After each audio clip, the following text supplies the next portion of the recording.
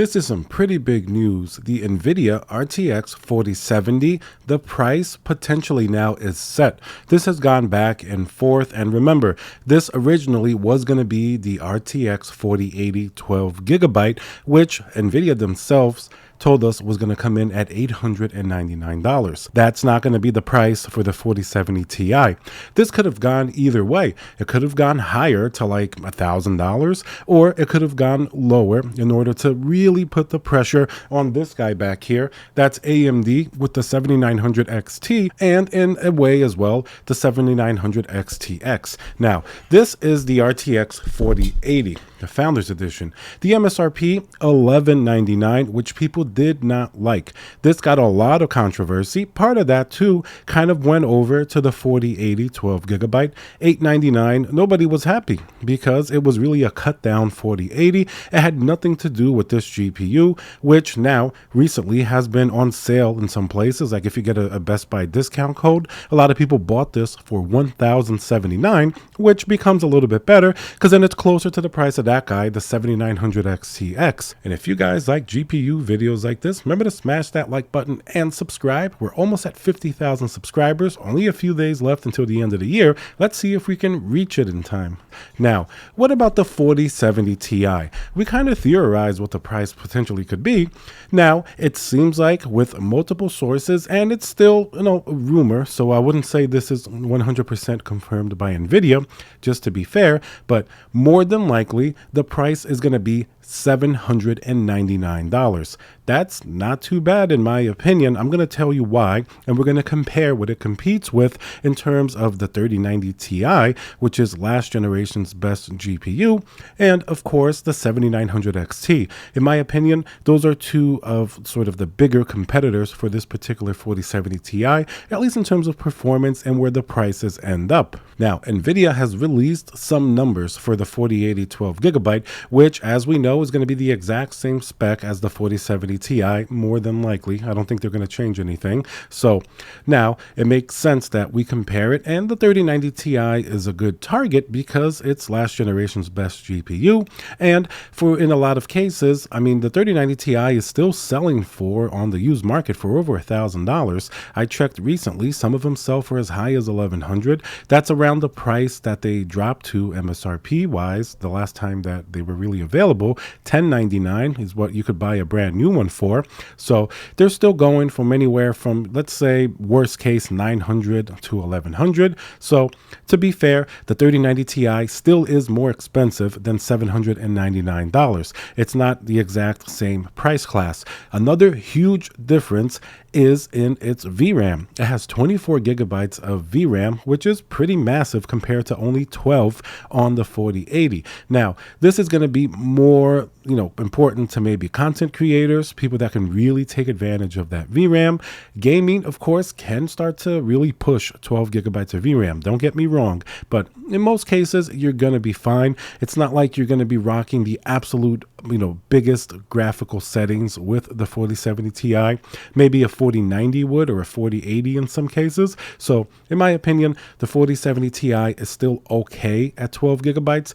Preferably it'd be 16 at least. I think that'd be a lot better, like the other 4080. But 12 gigabytes is fair, but you do get that on the 3090. There are some games that people can actually test at high resolution that the 3090 Ti will actually do better, simply because it has more VRAM, and when the game takes advantage of that VRAM, like if it's doing a lot of ray tracing or something like that, that's where you're going to see the 3090 Ti pull away. But in terms of traditional rasterization, the 4070 Ti seems like it's going to be fairly close to the 3090 Ti.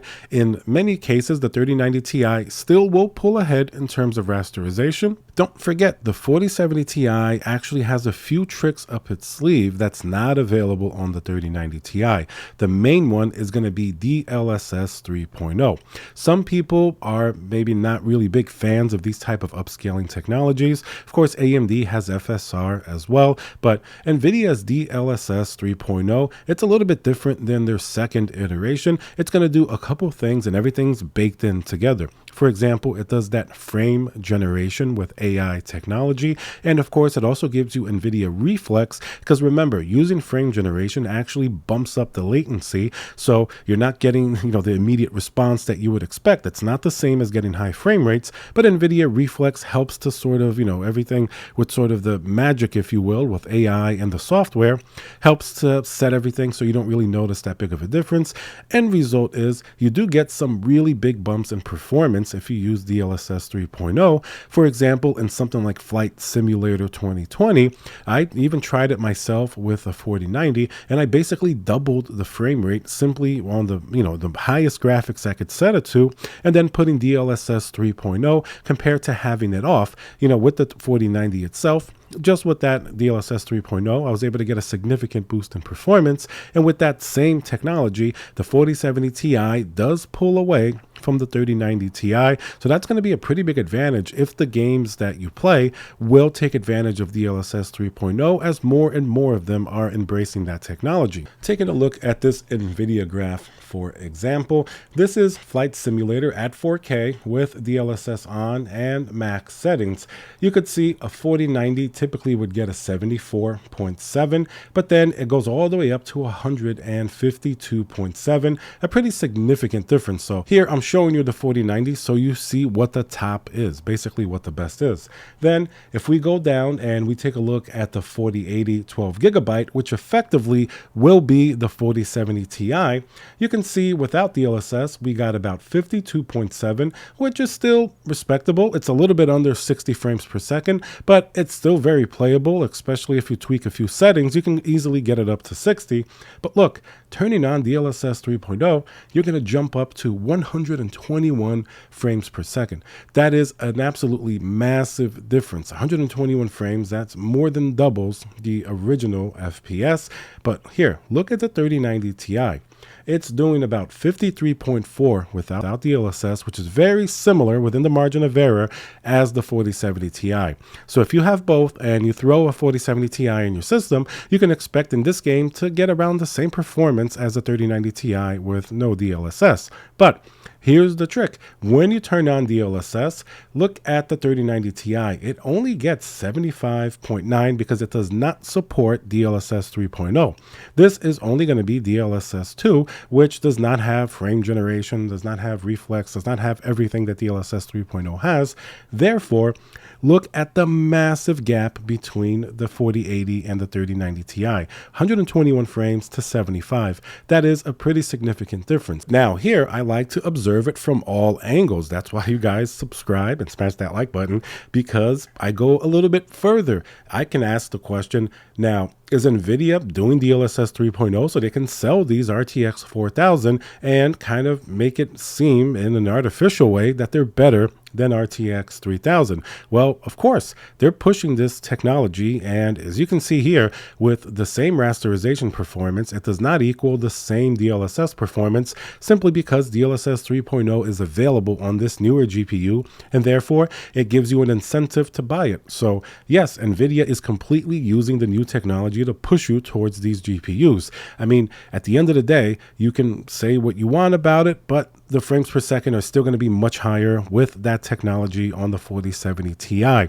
And then we have to ask, let's say if you really take a magnifying glass, is it going to be an inferior gaming experience with DLSS 3.0 on rather than it off? I know some people, sometimes with frame generation, they can see artifacts. There could be separate issues. Technology is very new and it's developing, constantly getting upgrades. So we would have to do a deep dive to really see if it's worth it or not. But on the surface, I mean, when I played it, I didn't really notice any issues that I could really tell as a big, impactful, visual performance issue that would make me not use DLSS 3.0. I'd rather get these much higher frame rates. So as of now, I think it's a pretty good technology, and it's going to have some growing pains, and it is a way for Nvidia to push the newer stuff and actually show differences in graphs. But in a game like Flight Simulator, if you're sitting there at 120 FPS or maybe the 75 FPS of the 3090 Ti, will your eye really be able to detect it? It's going to depend on the person. Some people, yes.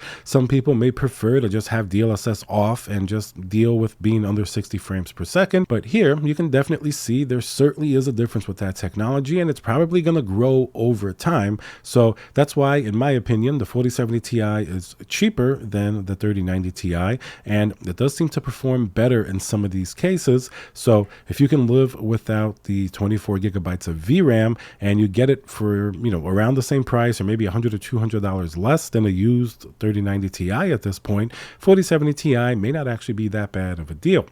And then, of course, if you look at other games like A Plague Tale Requiem at 4K as well, you're really going to see a very similar story here. With traditional rasterization, you can see how the 3090 Ti still gets more frames than the 4080. You're getting about 50.6 over 42.4. So that's definitely, that starts to be interesting. It's not significant, but I would rather get the 50 than the 42, that's for sure.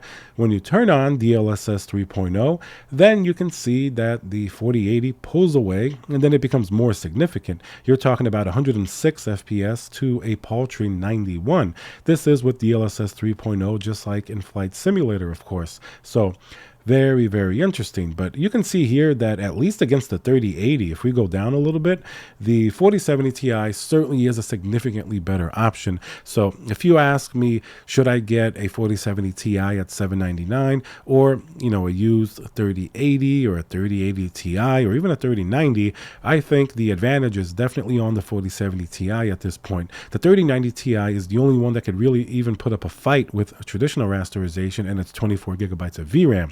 But the other GPUs, unless they're significantly cheaper on the used market, which they really haven't been recently, a 3080 is probably still around $600. It's probably better to get the 4070 Ti for, $200 difference here because you're getting a new GPU, and the performance against the 3080 is actually starting to look fairly significant. So 3090 Ti is one thing. If you already own it, you may question if it's worth the upgrade to a 4070 Ti. You're better off going to either a 4080 or 4090 at that point. So that's certainly going to be interesting. But as we can see here, 4070 Ti definitely has some merits, and then we have to talk about the pricing, and that's when AMD 7900 XT comes in. Now, the XTX has ray tracing performance similar in some cases to a 3090, sometimes to a 3090 Ti. That means that in general, a 4070 Ti, it's going to be very game dependent. This really, really varies. You can expect to get probably better ray tracing still on the 4070 Ti than even on the XTX, simply because Nvidia's ray tracing technology is still going far beyond that of AMD. It's at least a generation ahead. I don't really like bringing up the 4090 because it's such a massive powerhouse, but you can see how far ahead it is than anything else with either rasterization or even with ray tracing across the board when you really average it out. But the 7900 XTX at $899, that's $100 more than the $799 4070 Ti. I think Nvidia saw that it's not selling very well. They've taken a look at the market. They've seen that the 7900 XT is only being bought by people who can't get an XTX or maybe don't want to jump up to a 4080. So I think it's a good idea that they dropped it to $799. I never really thought $699 was plausible just because this is going to be the cheapest next generation GPU offered right now. But against the XTX, you're going to see a lot of people buy the 4070 Ti, in my opinion, because look at all the problems AMD has been having recently, which kind of coincides with the release of the Nvidia GPU, with, the cooler issues with the 7900 XTX, with maybe some drivers not being quite updated. I actually have the XTX Founders Reference Edition from AMD. I just put it in my system here because I'm going to start to test out the thermals on this particular one that I just got to see if this cooler has those problems. And as we've seen lately, AMD has definitely admitted there are some cooler issues going on here with the actual hardware. There was even an engineer that pointed it out recently, aside from various users that had this problem, something that may drive people towards Nvidia, at least at the initial launch of the 4070 Ti. So going to be very, very interesting. I think the 4070 Ti will sell better than the 7900 XT. A lot of people just simply like Nvidia for, various reasons. Like it or not, it's still, Nvidia has a massive, command of the market still. So the 4070 Ti does, as from what we've seen from some of Nvidia's numbers, and we have to get the independent reviews, of course, it does seem to put up some pretty good performance against last generation's 3090 Ti, and it is going to have some pretty decent ray ray tracing performance, and DLSS 3.0 as far as we can tell from this data. So overall, I think it's going to be an interesting GPU for $799, and it's going to be a little bit cheaper than everything else that's literally over $1,000 on the Nvidia side. And it's going to be interesting to see how it does against AMD. Of course, we don't know if there's going to be a 4070 or a 4060 anytime soon, as Nvidia probably still has some inventory of RTX 3000. But this GPU at $799, I mean, I don't know if I can really hate on it too heavily. I mean, even the 7900 XT, I can make some arguments where $899 isn't as terrible, because you can't find a $999 XTX, which is definitely going to be better.